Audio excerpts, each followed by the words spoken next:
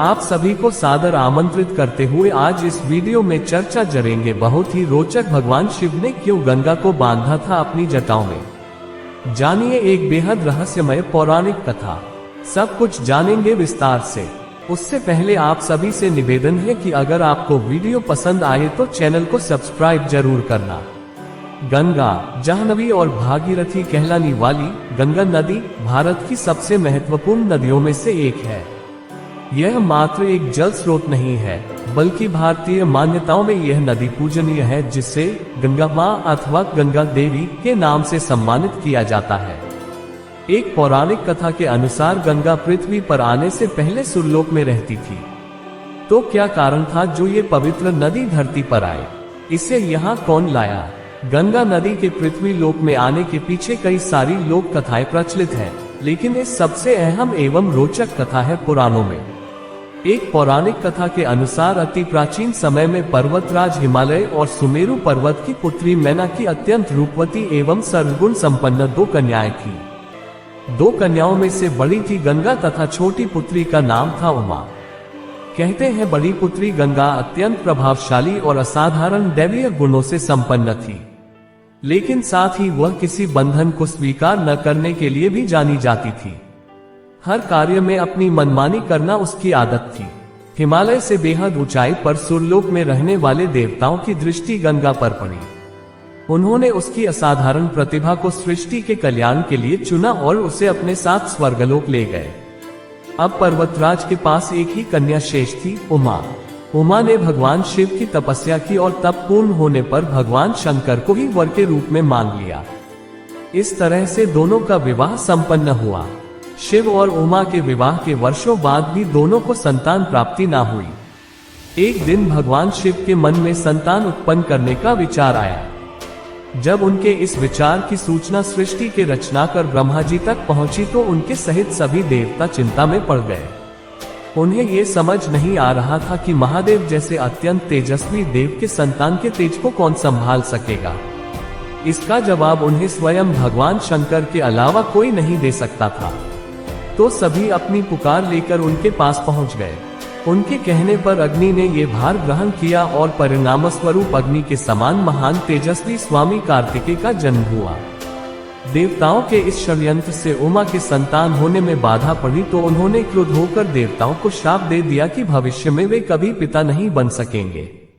इस बीच सुरलोक में विचरण करती हुई गंगा से उमा की भेंट हुई। गंगा ने उमा को बताया कि अब वह सुरलोक में और नहीं रहना चाहती और अपनी मातृभूमि पृथ्वी पर जाना चाहती हैं, जिस पर उमा ने गंगा को आश्वासन दिया कि वे भविष्य में उसकी इस प्रार्थना का कोई न कोई समाधान अवश्य निकालेंगी। यहीं से गंगा के पृथ्वी पर आने की कथा का एक नया अध्याय शुरू होता है, जो कि भगवान राम की नगरी अयोध्या से जुड़ा है, जिसे पुराणों में अयोध्यापुरी के नाम से जाना जाता था। वहां सगर नाम के एक राजा थे जिनकी कोई संतान नहीं थी। सगर राजा की दो रानियां थी, केशिनी तथा सुमति, किंतु दोनों से ही राजा को पुत्र की उत्पत्ति नहीं हो रही थी, जिसके फलस्वरूप उन्होंने दोनों पत्नियों को साथ लेकर हिमालय के भृगु प्रस्रवण नामक प्रांत में तपस्या करने का फैसला किया।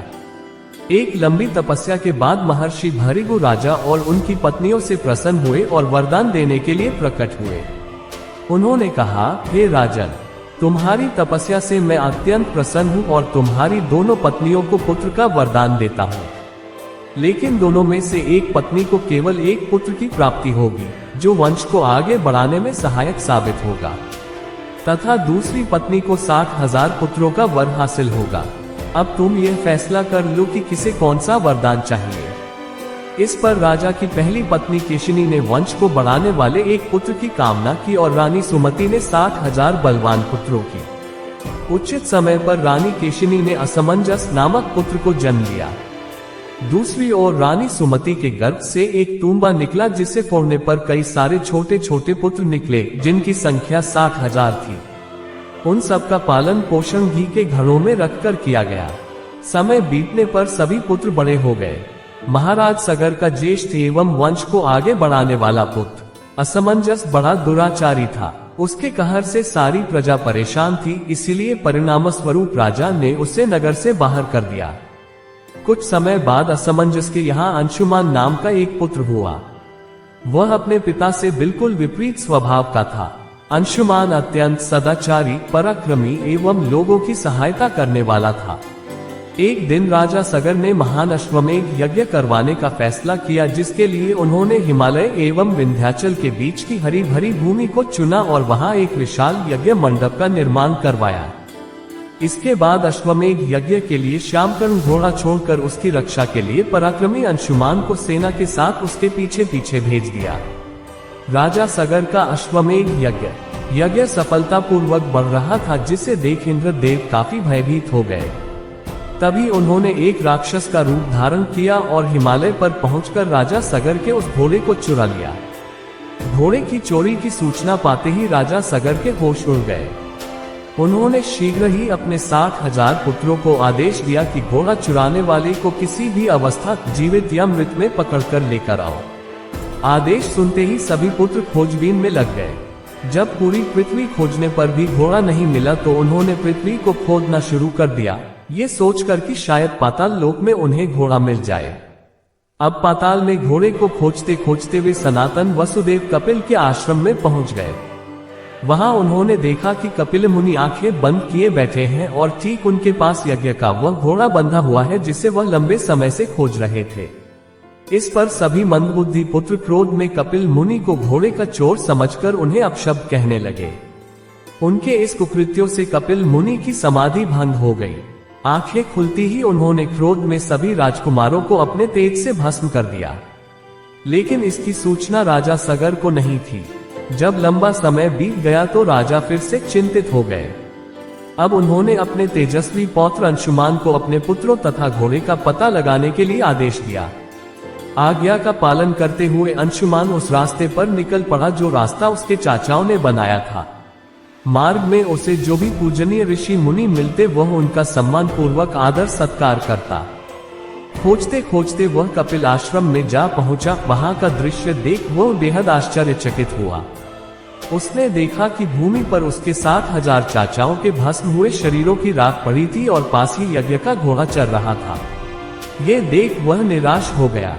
अब उसने राख को विधिपूर्वक प्रवाह करने के लिए जलाशय खोजने की कोशिश की, लेकिन उसे कुछ न मिला। तभी उसकी नजर अपने चाचाओं के मामा गरुड़ पर पड़ी।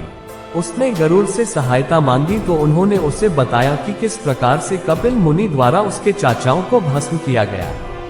वह आगे बोले कि उसके चाचाओं की मृत्यु कोई साधारण नहीं थी, इसलिए उनका तर्पण करने के लिए कोई भी साधारण सरोवर या जलाशय काफी नहीं होगा।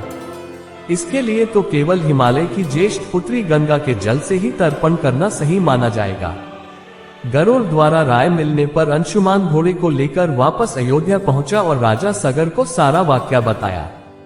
राजा काफी दुखी हुए, लेकिन अपने पुत्रों का उद्धार करने के लिए उन्होंने गंगा को पृथ्वी पर लाने का फैसला किया, लेकिन ये सब होगा कैसे, उन्हें समझ नहीं आया।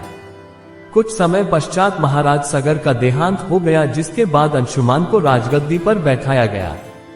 आगे चलकर अंशुमान को दिलीप नामक पुत्र की प्राप्ति हुई। उसके बड़े होने पर अंशुमान ने उसे राज्य सौंप दिया और स्वयं हिमालय की गोद में जाकर गंगा को प्रसन्न करने के लिए तपस्या करने लगे। उनके लगातार परिश्रम के बाद भी उसे सत्ता हासिल न हुई और कुछ समय बाद अंशुमान का देहांत हो गया।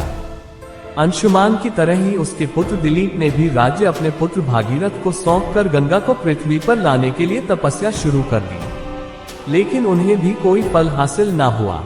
दिलीप के बाद भागीरथ ने भी गंगा तपस्या का फैसला किया, लेकिन उनकी कोई संतान न होने के कारण उन्होंने राज्य का भार मंत्रियों को सौंपकर हिमालय जाने का फैसला किया। उनकी कठोर तपस्या से आखिरकार भगवान ब्रह्मा प्रसन्न होकर उनके सामने प्रकट हुए और मनोवांछित फल मांगने के लिए कहा। भागीरथ ने ब्रह्मा जी से कहा, हे प्रभु, मैं आपके दर्शन से अत्यंत प्रसन्न हूँ।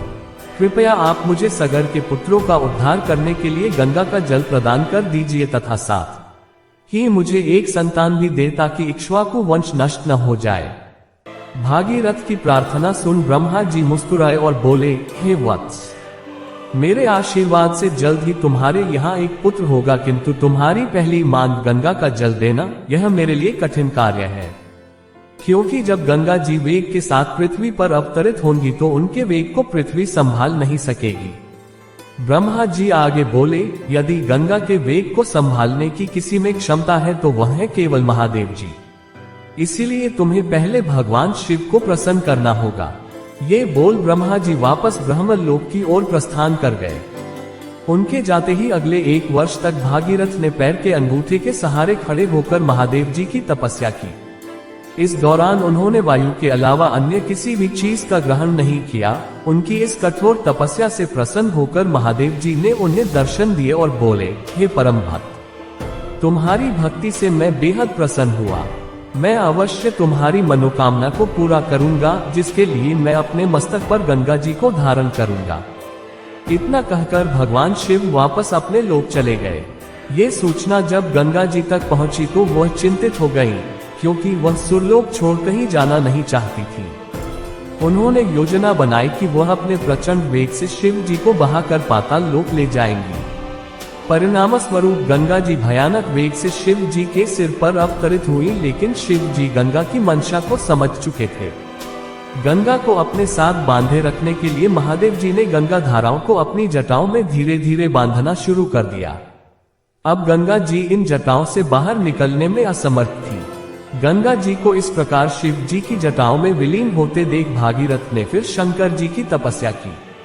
भागीरथ के इस तपस्या से शिव जी फिर से प्रसन्न हुए और आखिरकार गंगा जी को हिमालय पर्वत पर स्थित बिंदुसर में छोड़ दिया। छूटते ही गंगा जी 7 धाराओं में बंट गईं। इन धाराओं में से पहली 3 धाराएं हलादिनी, पावनी और नलिनी पूर्व की ओर प्रवाहित हुई। अन्य 3 सुचक्षु, सीता और सिंधु धाराएं पश्चिम की ओर बहीं और आखिरी एवं 7वीं धारा महाराज भागीरथ के पीछे पीछे चल पड़ी। महाराज जहां भी जाते वह धारा उनका पीछा करती। एक दिन गलती से चलते चलते गंगा जी उस स्थान पर पहुंची जहां ऋषि जहनु यज्ञ कर रहे थे। गंगा जी बहते हुए अनजाने में उनके यज्ञ की सारी सामग्री को अपने साथ बहाकर ले गई, जिस पर ऋषि को बहुत क्रोध आया और उन्होंने क्रोध होकर गंगा का सारा जल पी लिया। ये देखकर समस्त ऋषि मुनियों को बड़ा विस्मय हुआ और वे गंगा जी को मुक्त करने के लिए उनकी स्तुति करने लगे। अंत में ऋषि जहनु ने अपने कानों से गंगा जी को बहा दिया और उसे अपनी पुत्री के रूप में स्वीकार कर लिया। तब से गंगा जी का नाम जाह्नवी भी पड़ा। प्रियो मित्रों, आज के वीडियो में इतना ही। वीडियो पसंद आया तो चैनल को सब्सक्राइब जरूर करें। कल फिर मिलेंगे एक नए वीडियो के साथ। तब तक आप सब खुश रहे, मस्त रहे।